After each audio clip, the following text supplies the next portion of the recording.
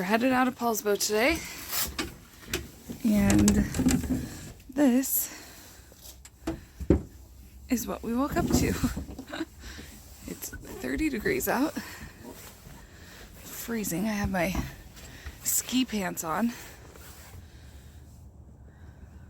I don't know if you can see shore, but every house pretty much has snow on its roof, in the yards. Oh, it's gonna be cold out today.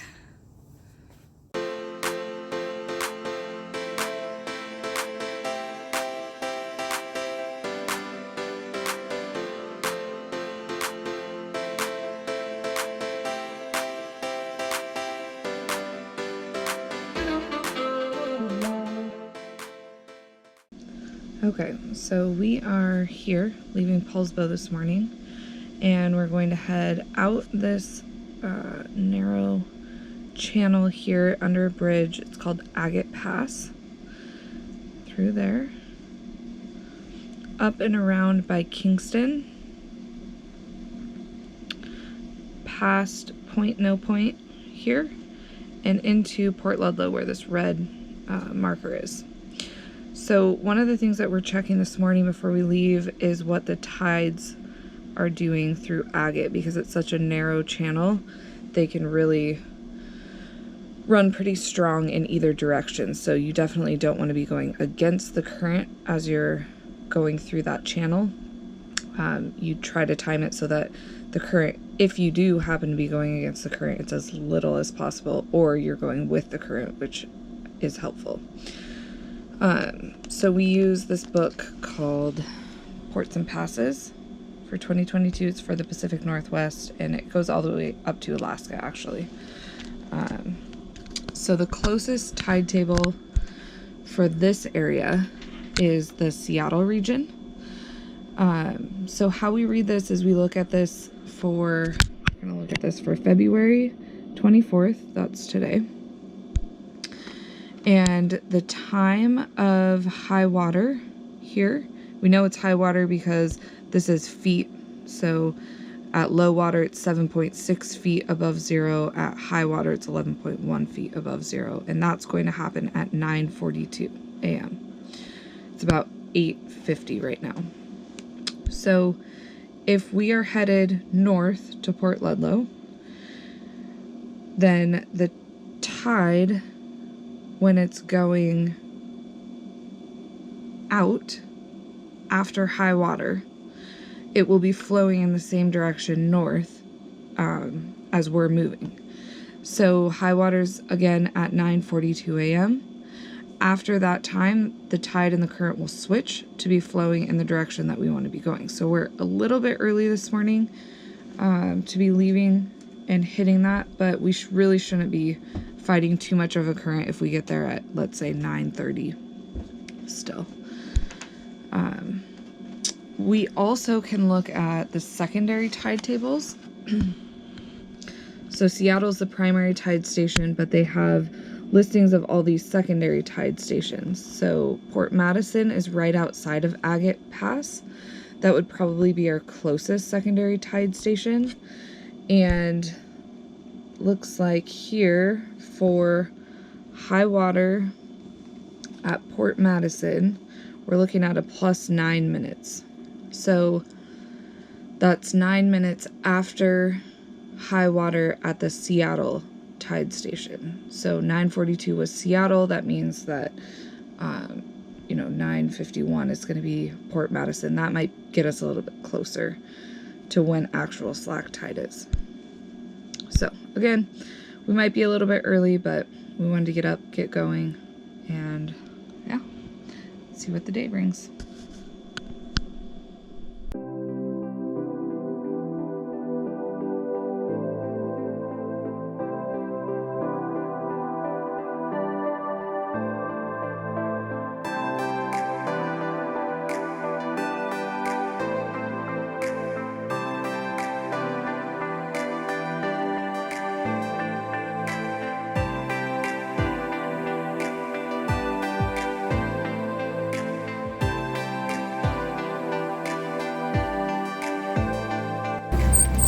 Okay, so we're coming up on Agate. It's 9:16 right now. So the chart says, let's see.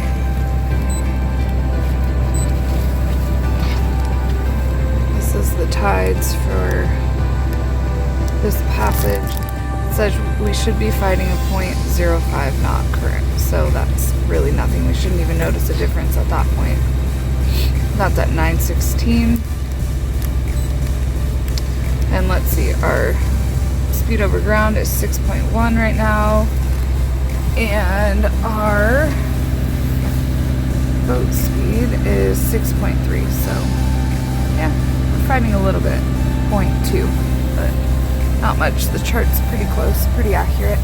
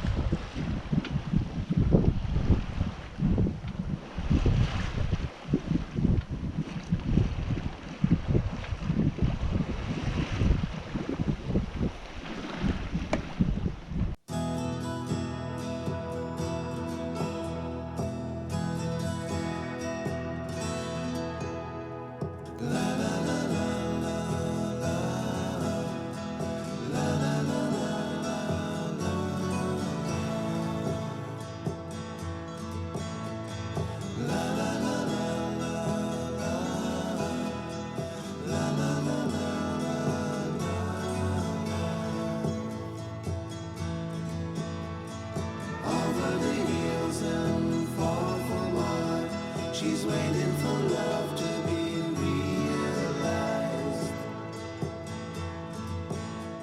I'll send her my heart covered as a gift, and hope that you'll take it into her side.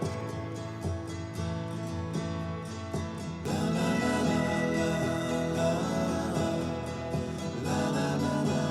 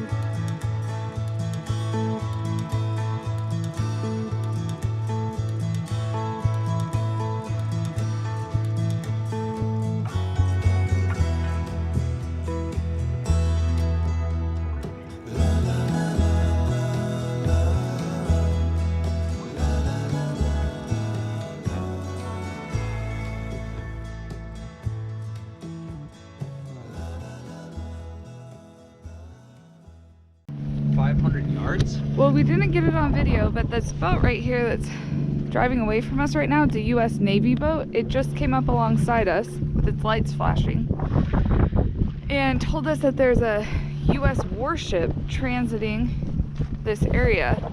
They wanted us to be advised, and I think we can see it out here. It looks like it's a submarine. It's a big submarine. On its way down. Hopefully it comes closer because we'll get yelled at again. Oh, I hope we don't get yelled at again. That was frightening. Yeah, it's a little nerve-wracking. I can't scroll in on this thing right now. Let's see if I can scroll in. You can just see like the top of it. Oh, you're not gonna be able to see it, I don't think. Wow. I'll see if I can get it in the binos. A picture of it. How crazy is that?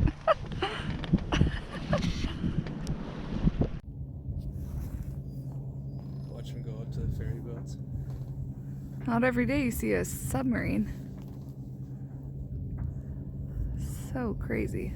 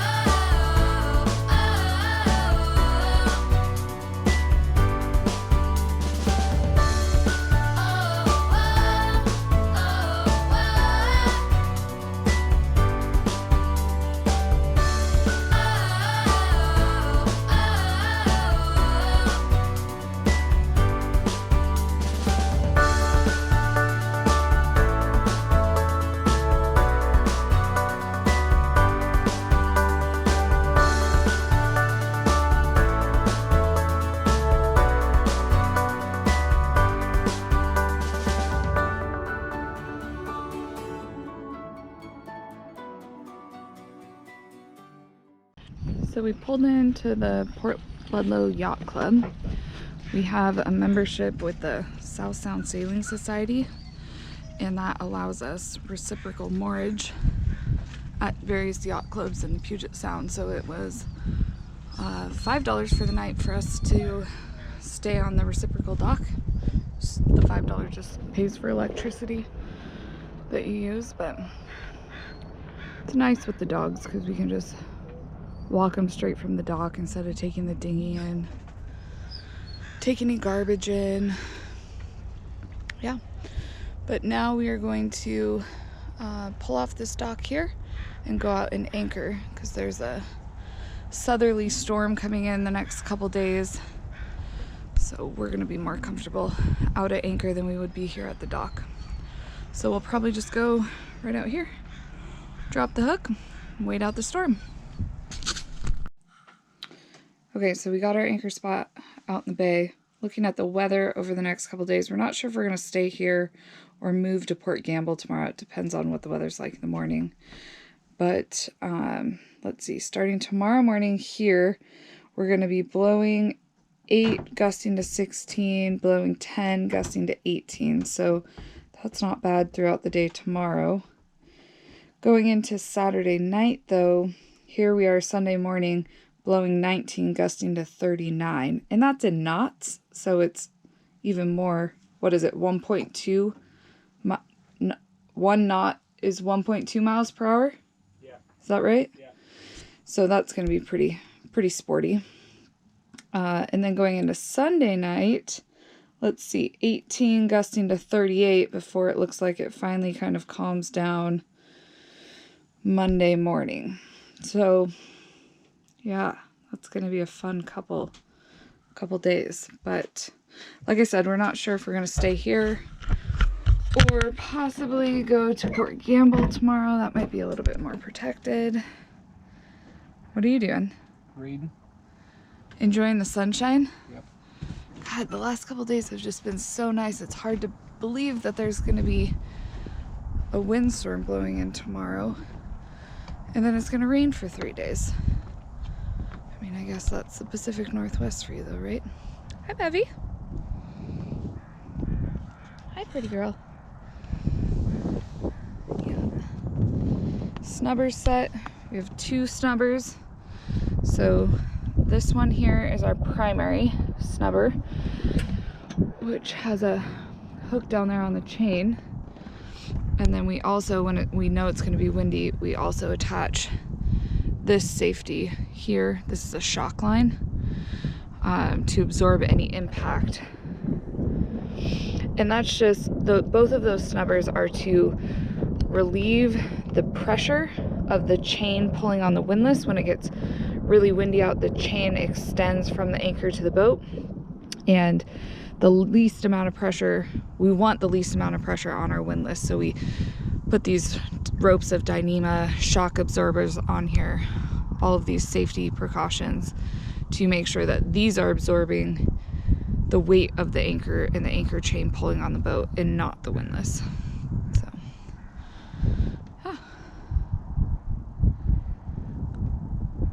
it's beautiful. Another beautiful day before the rain.